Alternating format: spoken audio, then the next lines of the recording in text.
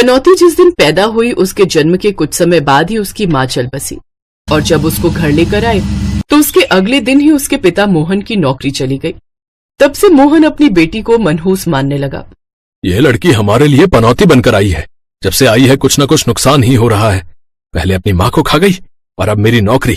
क्यों इस नन्ही सी जान को दोष देता है मोहन? इसमें इस बेचारी का क्या कसूर? ये सब तो कर्मों का फल होता है जो हमें भोगना ही होता है। लेकिन मोहन जैसे ये सब मानने को तैयार ही नहीं था। मोहन के साथ बाकी लोग भी उसे मनहूस ही मानते थे। ऐसे ही समय बीता।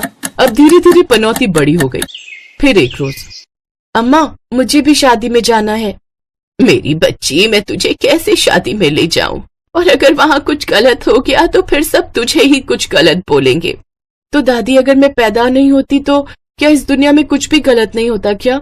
मेरी बच्ची, ये सब मैं समझती हूँ, लेकिन मैं इस दुनिया को कैसे समझाऊं?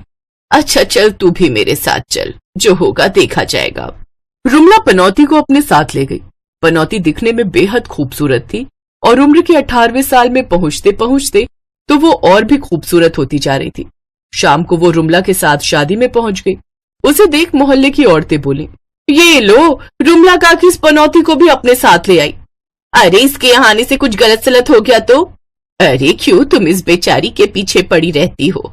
इसके पैदा होते ही इसकी माँ मर गई तो इसमें इस बेचारी की क्या गलती? अब उसकी उम्र ही भगवान ने इतनी लिखी थी तो इसमें इसका क्या कसूर? वो ये कही रही थी कि तभी बिजली चली गई। लो, हो गया ना कांड। काकी, तुम्हें तो अपनी इस पोती की मनहूसियत नजर ही नहीं आती। ये सुनकर पनौती रोने लगी और वो वहां से रोते रोते चली गई। रुमला भी उसके पीछे पीछे आ गई। उस रोज पनौती देर तक रोती रही, फिर भूखे पेट ही सो गई। अगले दिन उसकी दादी ने उसकी पसंद के आलू के पराठे बनाए और उसे खाने को दिए। लाडो, आज तेरा 12वीं का रिजल्ट है ना? जा जल्दी स्कूल जा और अच्छी सी खुशखबरी लेकर आ। अरे माँ, खाना तैयार हो गया तो टिफिन दे दो। ले लाडो, ये अपने बापू को पकड़ाती जा। पनौती टिफिन लेकर बाहर आई। क्या माँ, इस पनौती के हाथ भिजवा दिया? अब जरूर कुछ ना कुछ बुरा होगा मेरे साथ। ये सुनकर पनौती ने गुस्से में टिफिन फेंक दिया और वो स्कूल चली गई, जहां उसे पता चला कि वो सारे स्कूल में अव्वल आई है। ये सुनकर उसकी दादी बहुत खुश हुई और उसने मंदिर में प्रसाद चढ़ाया। बस अब तेरे हाथ पीले हो जाए, फिर मैं मर भी जाऊं तो दुख नहीं। नहीं दादी, अगर वहां भी मेरी वजह से कुछ गलत हो गया तो इससे तो अच्छा होगा मैं आगे की पढ़ाई करूं। आप बापू को मना लो मेरी कॉलेज की पढ़ाई के लिए।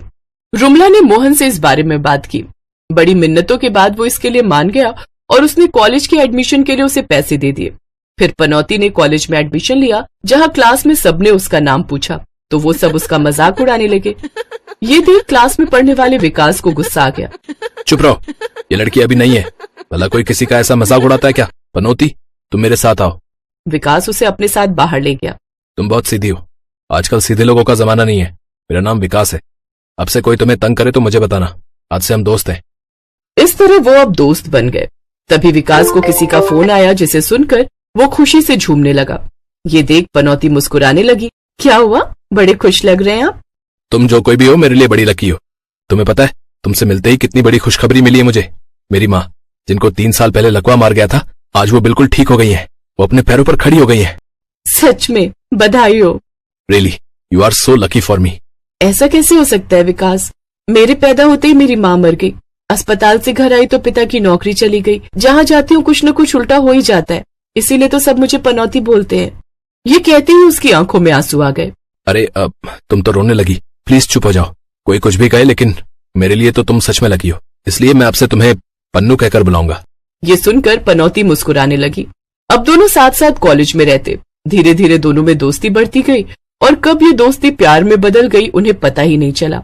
एक रोज, पन्नू, कल मेरी माँ का जन्मदिन है और मैं चाहता हूँ कि तुम भी कल माँ के जन्मदिन पर घर आओ। अगले दिन वो उसके साथ उसके घर आई। आकाश ने उसे अपनी माँ और बाबा से मिलवाया। माँ, यही है वो जिससे मिलते ही मुझे आपके ठीक होने की खबर मिली। बड़ी ही सुंदर और प्यारी है। तभी विकास के पिता जगमोहन के फोन पर उसके ऑफिस से फोन आया, जिसे सुनते ही वो बहुत खुश हुआ। अरे वाह, क्या तुम सच कह रहे हो? Thank you so much, bye. क्या हुआ जी, बड़े खुश लग रहे हो? अरे बात ही खुशी की है? जिस प्रमोशन का इंतजार मैं पिछले 10 साल से कर रहा था ना, वो आज जाकर मुझे मिला है। अब सैलरी भी 2 गुना ज्यादा हो गई है। क्या सच? तू ठीक कहता था विकास, ये लड़की हमारे लिए बड़ी ही लकी है। अगर ये हमारे घर की बहू बन जाए तो सब कुछ अच्छा होगा। ये सुनकर पनौती और विकास शर्मा गए। उन दोनों की पढ़ाई खत्म होते ही सबकी रजामंदी से उन दोनों की शादी हो गई। पनौती अब मालिक परिवार की बहू बनकर आ गई। उसके आते विकास की नौकरी भी अच्छी जगह लग गई। पनौती ने भी जल्द ही घर की सारी जिम्मेदारियां उठा ली। शादी के महीने भर बाद तीज का त्योहार आ गया। ये पन्नू की अपने ससुराल में पहली तीज थी। उसे अपनी सास से इसके बारे में पता चला। अपने पति की लंबी उम्र के लिए तीज का व्रत रखा जाता है बहू। इससे उसे सदा सौभाग्यवती होने का आशीर्वाद भोलेनाथ से मिलता है। इसमें लड़की के मायके वाले उसके लिए सिंधारा का सामान लेकर आते हैं, जिसमें कपड़े, श्रृंगार, मिठाई वगैरह आती है। लेकिन तेरे मायके वाले तो। पनौती उदास हो जाती है, लेकिन फिर भी वो इस व्रत को रखने का सोचती है। पनौती सारी तैयारियां कर लेती है। विकास, कल मेरा तीज का व्रत है, मुझे मेहंदी लगवाने पार्लर जाना है, क्या तुम मुझे ले चलोगे? ठीक है, मैं शाम को ऑफिस से आकर तुम्हें ले चलूंगा। अगले दिन पनौती अपना पहला निर्जला तीज का व्रत रखती है। उसके तीज के त्योहार पर उसकी सास घर में एक फंक्शन रखती है, जिसमें आस पड़ोस के सभी लोग आते हैं। लेकिन पनौती की नजरें तो जैसे बस दरवाजे पर टिकी हुई थी और वो किसी के आने का इंतजार कर रही थी। अब वो उदास होने लगती है कि तभी उसकी दादी और पिता सिंधारा लेकर उसके ससुराल आते हैं। ये देख पनौती बहुत खुश होती है। तभी विकास भी खुशी खुशी घर लौटता है और पनौती के उस सबके सामने गोद में उठाकर झूमने लगता है। Thank you, thank you, thank you, thank you. लेकिन हुआ क्या, बताओगे? माँ बाबा, आपको पता है पिछले 20 सालों से हमारी जो हवेली वाली प्रॉपर्टी का केस कोर्ट में चल रहा था ना, वो हम जीत गए। सच, भगवान का लाख लाख शुक्र है। देखा आप सबने हमारी बहू कितनी लकी है। जब से ये आई है हमारे साथ सब अच्छा ही अच्छा हो रहा है। और मोहन भाई साहब, आप भी अब अपनी बेटी को दोष देना बंद कीजिए। ये इस दुनिया की कोई पहली बच्ची नहीं है जिसके पैदा होने पर उसकी मां मरी हो। अरे लड़कियां तो भाग्य लक्ष्मी होती हैं, पनौती नहीं। मोहन को अपनी गलती का एहसास होता है और वो अपनी बेटी से माफी मांगता है और जिंदगी में पहली बार उसे अपने सीने से लगाता है। पन्नू आज बहुत खुश थी। आज ससुराल में अपनी पहली तीज के दिन जहां पन्नू को सबका आशीर्वाद मिला, तो वहीं अपने पिता का वो प्यार भी मिल गया जिसके लिए वो बचपन से तरसती आई थी।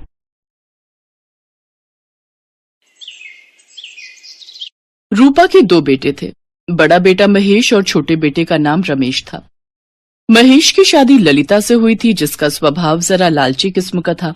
साथ ही वो हर बात में अपने पति महेश को उसके छोटे भाई रमेश से आगे रखना चाहती थी।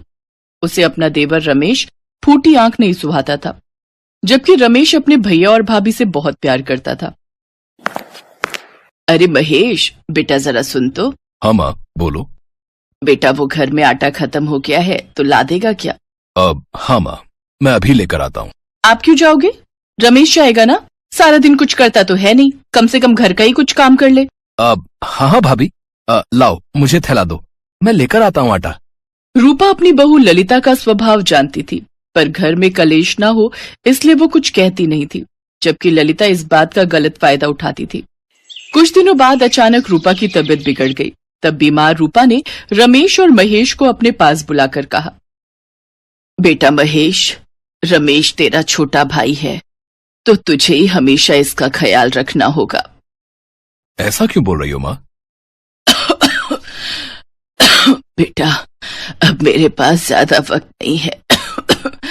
लगता है बुलावा आने वाला है। नहीं माँ, तुम चिंता मत करो, हम तुम्हें अच्छे से अच्छे डॉक्टर को दिखाएंगे, तुम बिल्कुल ठीक हो जाओगी, है ना भैया? नहीं मेरे बच्चों, अब मेरी बीमारी का इलाज बस मेरी भुगती ही है। डॉक्टर कुछ नहीं कर पाएगा। अब वैसे माँ जी बात तो बिल्कुल ठीक बोल रही हैं। अब ये डॉक्टर लोग ना बस अच्छे इलाज के नाम पर तगड़ी फीस ही वसूलते हैं, बाकी कुछ होता जाता कुछ नहीं इनसे। तुम चुप हो जाओ और जाओ अंदर। बहू सही बोल रही है बेटा। एक तो वैसे भी तुम्हारे पिताजी के पास ज्यादा संपत्ति नहीं थी, और अगर बचे खुचे पैसे मेरे इलाज पर खर्च कर दोगे तो तुम दोनों के भविष्य के लिए बचेगा ही क्या? कैसी बात कर रही हो माँ? अगर तुम्हें कुछ हो गया तो हमारे पास वैसे भी कुछ नहीं बचेगा। नहीं बेटा, ऐसा मत बोल। तुम दोनों के सामने तो अभी पूरा जीवन पड़ा। मैं रहूं न रहूं, तुम दोनों भाई हमेशा हमेशा एक दूसरे के साथ रहना, बस बस यही मेरी आखिरी इच्छा है। ये रूपा के आखिरी शब्द थे, क्योंकि इसके बाद वो हमेशा के लिए शांत हो गई। माँ की मौत के दुख में दोनों भाई फूट फूट कर रोए। उधर ललिता अपने कमरे में बैठी राहत की सांस ले रही थी।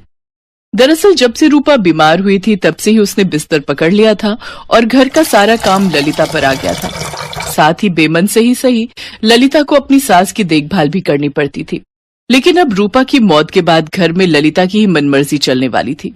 महेश शहर में रहकर कपड़ों की दुकान चलाने लगा, जो कई साल पहले उसके पिता ने खरीदी थी, जबकि रमेश अपनी भाभी के कहने पर गांव में रहकर ही अपनी पुश्तैनी खेतीबाड़ी संभालने लगा। दोनों भाई अपनी अपनी जगह मेहनत कर रहे थे, लेकिन गुजरते वक्त के साथ महेश अमीर होता गया और रमेश मुनाफे की कमी के चलते गरीब होता गया। इस बीच रमेश की शादी सरिता से हो गई।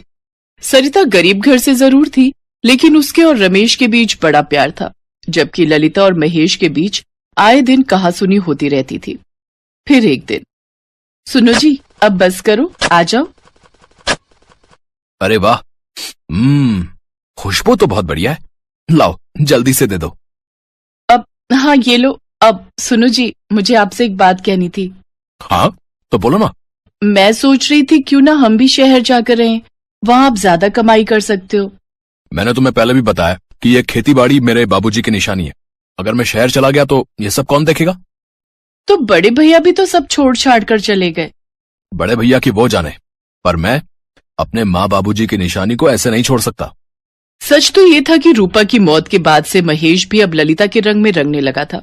रूपा के जाते ही महेश और ललिता ने सबसे पहले शहर की दुकान पर कब्जा किया, जबकि गांव की खेतीबाड़ी रमेश के जिम्मे छोड़ दी।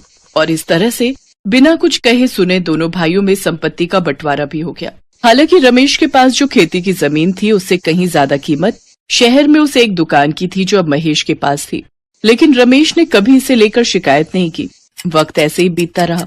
फिर एक दिन रमेश और सरिता घूमने के इरादे से शहर गए, तो ललिता और महेश दोनों को ही उन्हें देखकर कोई खुशी नहीं हुई, बल्कि दोनों का व्यवहार रमेश और सरिता के लिए बहुत रूखा था। तो उन दोनों की वहां ज्यादा रुकने की हिम्मत ही नहीं हुई और दोनों सिर्फ चाय नाश्ते के बाद ही वापस लौट गए। और फिर देखा तुमने? क्या देखना था? कैसे सज धज कर आई थी हमारे घर। नकली गहने पहनकर मुझे चिढ़ा रही थी। अरे उसे क्या पता कि मेरे पास उससे 4 गुना गहने हैं, वो भी असली, खालिस सोने के बने। अरे छोड़ो ना। अजी कैसे छोड़ दूं? इन देहातियों की इतनी हिम्मत भी कैसे हुई मेरे सामने इतना इतराने की। अब देखना मैं कैसे मजा चखाती हूँ इस रमेश और इसकी बीवी को। दरअसल सरिता शहर में अपनी एक सहेली की शादी में शामिल होने आई थी, इसीलिए वो थोड़ा सज धज कर आई थी। लेकिन ललिता को लगा कि वो उसे चिढ़ाने आई है। ललिता के दिमाग में खिचड़ी पकने लगी और फिर उसे एक खुराफात सूझी। कुछ ही दिनों बाद हरियाली तीज का त्योहार आने वाला था और इस खास मौके पर वो महेश को लेकर गांव पहुंच गई, सीधा रमेश और सरिता के घर। और कैसी हो देवरानी? अरे भैया भाभी आप लोग आइए ना, बड़ी खुशी हुई आप लोगों को यहाँ देखकर। बड़े दिन हो गए थे गांव आए, तो सोचा इस बार हरियाली तीज यहीं मनाऊं, अब तुम्हारे साथ। अरे ये तो बहुत ही अच्छी बात है भाभी, बहुत अच्छा रहेगा, हम दोनों साथ मिलकर त्योहार मनाएंगे। दरअसल ललिता तीज मनाने नहीं बल्कि अपनी देवरानी सरिता को चिढ़ाने आई थी।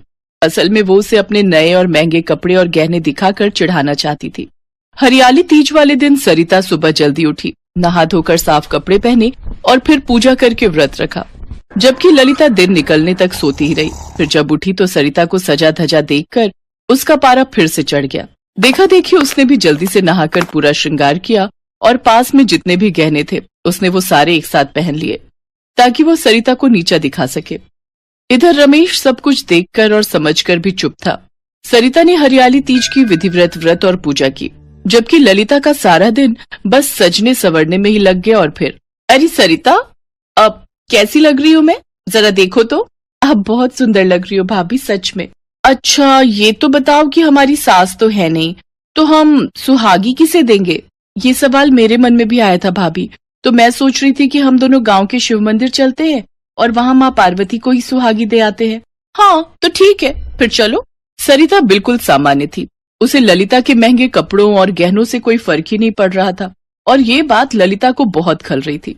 उसने कई मौकों पर सरिता को नीचा दिखाने की कोशिश की, लेकिन सरिता सब कुछ अनदेखा और अनसुना करती रही। फिर जैसे ही दोनों मंदिर जाने के लिए घर से बाहर निकली, तभी वहां कहीं से एक बूढ़ी औरत आ पहुंची। बेटी, कुछ खाने को है तो दे दो, भगवान तुम्हारा सुहाग अमर करेगा। उस बूढ़ी औरत को देखकर साफ पता चल रहा था कि उसने कई दिनों से कुछ नहीं खाया है और वो बड़ी उम्मीदों से सरिता और ललिता की तरफ देख रही थी। ये देखकर सरिता ने ललिता से कहा, भाभी, क्यों ना हम इन्हें ही सुहागी दे दें, बड़ी बूढ़ी भी हैं और जरूरतमंद। हाँ तो ठीक है ना, वैसे भी मंदिर तक की परेड बच जाएगी, सही रहेगा, इन्हें ही दे देते हैं जो देना है। इसके बाद सरिता ने फौरन आगे बढ़कर सबसे पहले उस बूढ़ी औरत के पांव छुए और उन्हें सुहागी का थाल दे दिया। बूढ़ी औरत ने सरिता के हाथों से मिठाई खाई और फिर बड़े ही प्यार से उसे सौभाग्यवती होने का आशीर्वाद दिया। फिर ललिता आगे बढ़ी, लेकिन उसने बूढ़ी औरत के पैर छूने की बजाय बस सुहागी का बड़ा सा थाल दूर से ही खिसका दिया और फिर, लो अम्मा, ये सब तुम्हारे लिए है, सब ले जाओ। तुम भी क्या याद रखोगी कि ललिता से सुहागी ली थी। ललिता के शब्दों में घमंड साफ झलक रहा था। उसके सुहागी के थाल में बहुत कुछ था, नोटों की गड्डी से लेकर खाने पीने का ढेर सामान। थाल में रत्ती भर जगह भी खाली नहीं थी, लेकिन इस सब के बावजूद उस बूढ़ी औरत ने ललिता के थाल को हाथ तक नहीं लगाया और सरिता का थाल लेकर वहां से जाने लगी। ये देखकर ललिता गुस्से से पागल हो गई। ए बुढ़िया, पागल हो गई है क्या? मेरा थाल छोड़कर जा रही है? अरे तू अंधी है क्या? जरा आंखें खोलकर देख मेरे थाल में क्या क्या नहीं रखा हुआ है। ललिता गुस्से में बोले जा रही थी, लेकिन वो बूढ़ी औरत कोई जवाब दिए बिना बस चले जा रही थी।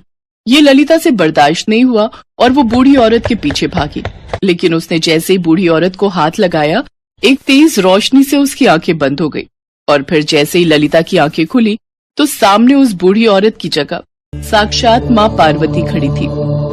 मैं तुम्हारी सुहागी अवश्य ग्रहण करती, यदि उसमें भी सरिता की तरह भक्ति और श्रद्धा होती। मुझे तो बस वही चाहिए, बाकी सब मेरे लिए व्यर्थ है। इतना कहकर माँ पार्वती ने मुस्कुराकर सरिता की तरफ देखा और फिर उसे आशीर्वाद देकर वहां से अंतर्ध्यान हो गई। सरिता को उसके हरियाली तीज के व्रत का फल मिल चुका था, जबकि ललिता अब भी यही सोच रही थी कि आखिर उसके साथ हुआ क्या।